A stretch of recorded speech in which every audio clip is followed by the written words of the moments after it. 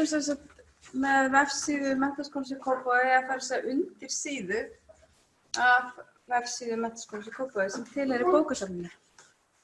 Og við erum sem sagt ég, Dagný, Ingiborg og Kristín, og Ingiborg tengiliður hópsins og jafnframt bókasafns- og upplýsingafræðingur í MK. Þannig að við erum svolítið með upplýsingar líka frá fyrsta hendi. Og það lett að hafa svona innanbúðar tengilið. Og þetta var sem sagt tilgangurinn og markmiðið með þessu verkefni. Það var sem sagt að gera úttekt á síðu bókasafns Menntaskólans í Kópavogi, bara þessari undirsíðu. Og síðan ætlum við að koma með tillögu að nýrri vefsíðu fyrir bókasafnið. Og síðan jafnframt að átta sig á því hvað tilgangurinn með svona síðu. Og þekkja þarfir notenda og skilgreina líka markhópinn og gera þarfir og nauðsynlegar breytingar á vefsíðunni. Hvað það sem þarf að gera og hvaða væntingar skilgreindir notendur hafa. Og á fyrsta á uppáhaldsfundi með vefstjóra MK, henni Írisi Mjöll, að þá kom það fram að það ætti að laga vefsíðan ætti að fá nýtt útlit. Það ætti ekki endilega að vera að breyta miklu innihald vefsíðunar. En svona þegar að leið á fundinn og þá þróaðist hann út í það að það þyrfti kannski að kanna innihald á vefsíðu bókasafnsins. Og síðan líka, að kanna það bara, hvort það sé verið að nota þessa síðu og hvað það sem nemendur vilja sjá og hvað þá að nota og hvaða breytingar. Og síðan komist við líka að því að það mætti nýta þessa niðurstöðu þegar ætti að endurnýja síðuna, vefsíðuna.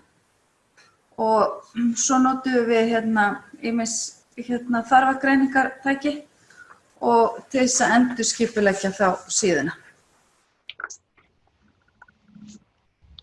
Og þetta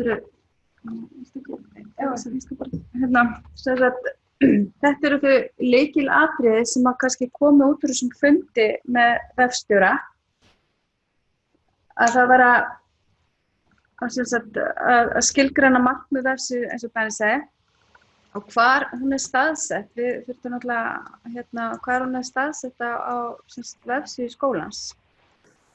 Hún finnst okkur dálítið falin og hún er ekki á barnum eða hvað þetta kallast. Við vildum vorum kannski höfðum svolítið áhuga á því. Þetta þurftum við svolítið að kanna og leita í safnkosti, hvort að það væri möguleiki eða ekki. Það ekki möguleiki eins og hún í dag, en við viljum það. En það þarna upplýsingar heimildavinnu og við vitum að það mikið notað. Og svo var hugmyndin að koma á nýju efni á framfæri, hvernig við ættum að gera það. Og svo var mjög áhugavert líka bara í þessu skólasamfélagi að tala hvað lestur fer minnkandi, hvort það væri áhuga fyrir lesturarhvetjandi efni og svo framvegis. Og svo þetta gagna- og tenglasöfn og samfélagsmiðlar. Hvort þau vilja síðuna á samfélagsmiðla. Hún það ekki í dag. En þetta var greiningin sem við ákveðum að fara að senda spurningalista til skólameistara og vefstjóra og gera notendaprófanir og svo netkönnun. Og og samanburðargreining þá við aðra vefi, aðra framhaldsskólavefi eða ekki framhaldsskólavefi.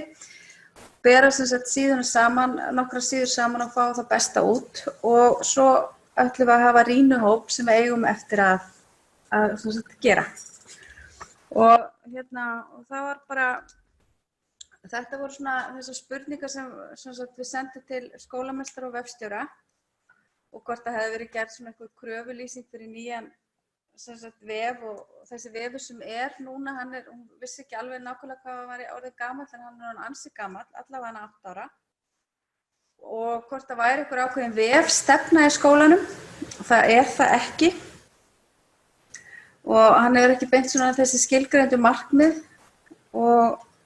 en vefurinn hins vegar skiptir rosalega miklu máli út á við og við sem vissi það alveg. Það ekki til neina tölfræðiupplýsingar hvernig vefurinn notaður. Það bara eitthvað svona tilfinning hvað fólk að skoða. En með þessum nýja vef þá að vera hægt að skoða tölfræði. Og það hafa ekki verið að gerða neina notendaprófanir eða neitt. Aldrei verið gerðar, já. Og aðgengismál, það hægt að skipta letur eða svona, en það bara svona, það ekki hægt að hlusta eða þannig. Og svo svona fannst ykkur spennandi hvort það væri eitthvað svona áhugi fyrir að hafa eitthvað svona rafræna þjónustu. Inn á bókasafni til dæmis hægt að panta herbergi sem að krakkar geta unnið. Og þeim fannst mér fannst svona spennandi að athuga hvort að þau hefðu áhuga fyrir að geta svona að ég fæ oft símtöl, get ég tekið frá þetta og hitt. Já, þú veist hvort að þau vildu fá eitthvað, eða svona kanna það, en það var allavega ekki hugmynd að gera það. Og, já. Við framkvæmdum nótaprófanir 19. mars. Við gerðum nótaprófin á 5 nemendum, 2 kennara og 1 grunnskólanema. Við vorum 2 sem framkvæmdu það og hún var svona að veiða krakka inn. Þannig að við sátum á milli okkar og við tókum prófið upp á Zoom. Og síðan þegar prófið var búið þá bara skoða ég upptökuna aftur og mældi sekundunar eða mínúturnar. Það var lengi að framkvæma prófið. Og þannig að sumir bara gátu svara strax og aðrir tóku lengi tíma. Og það var einu stelpa sem svaraði bara öllu strax og hún var eiginlega fastagestur bara að bókasafninu. Hún vissar hvað sem hún var eiginlega, hún þurfti ekki að leita, hún svaraði þessu. Og 27 ára, hún á matreiðslubraut og það tók tíma fyrir hana og hún, textinn á síðan svo mikið að hún bara gafst upp að finna eins og þar væri tölvuþjónusta staðsett. Við þurftum að spyrja hana tvisvar að geturðu séð það eða bara ekki hluti bræðis á hún alltaf. Og eins og þessi 6 atriði á Steve Cook, þá kemur hann alveg ljós að það var margt inni til það sem hann segir, eins og hún ekki spennaleg. Þú þarf að lesa og krakkarnir nenni ekkert að lesa allan textinn og sjá það strax. Þannig að ætti ég að sýna síðuna? Jú, vil ég aðeins, já.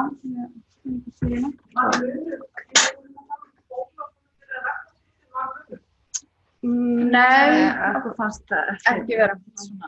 En það kannski eina sem maður kannski skynjaði þegar var verið að gera þessa könnunarninni að þarna voru þetta svona krakkar sem eru mikið á bókasafninu. Og ég var ekki inni, en ég var inni hjá einum og þá svona fannst mér þau svona kannski vera viðkvæm. Já, það truflaði. Vildi ekki einhvern veginn móðga mig og eitthvað, þú veist þess að ég væri þessi undirsíða. Það var betra að hafa Ingibjörgu ekki inni. Já, eins og í nótaprófunum þá voru alltaf að hreyfa músin að leita allstaðar af hvar þetta er staðsett, fólk sem er staðsett. Þau héldu að það var hér eða hérna. En hún hérna í þjónustunni. Og þegar við spurjum krakkarna hvað þeir myndu vilja hafa, þá væri í punktaletri, minni texta og undirstrikað, kannski eins og flesta bækur safnsins, undirstrikað. En allir voru sammála að þessi heimildaskráning aðstæður þar væri góð.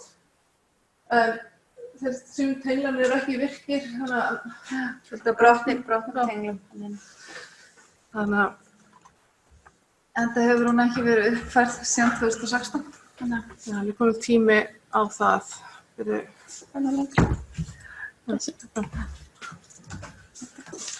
svo bara, gerðum við svona, þú veist, spurningakönnun og það var mjög gaman að fá niðurstöður.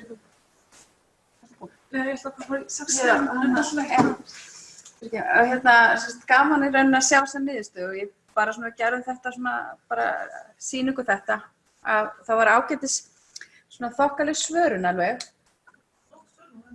Já, og en svona, kannski já, og þetta voru bæði kennarar og nemendur sem svöruðu og það var svona mjög afgerandi hvað þau vildu sem að kemur svo bara í lokin eða við bara eftir að setja það alveg inni en við svona ákveðum að koma með svona, þú veist, svona tvær spurningar svona fljóta með en en það sem á síðunni eru þau svakalega ánægð með sem við varst bara Þau eru líka kannski ekkert mjög kröfuhörð. Nei, þetta ekki beint mjög kröfuhörð en Já, ég held að. Já, og Ekki erfiðasti hópurinn, sko, hvað kröfuhörð varar. Það líka svona ákveðna niðurstöður. algjörlega. En það náttúrulega kom líka skýrt fram í spurningakönnunni hvað þeim fannst vanta og það var í rauninni studdi vel, þú veist, notendaprófanirnar að þú veist, þau vilja hafa lestrarhvetjandi efni sem mjög merkilegt og þau vilja miklar upplýsingar sko, eða upplýsingar hvernig á að þú veist, nota heimildir og allt það. Hvernig er þetta klára? Það er bara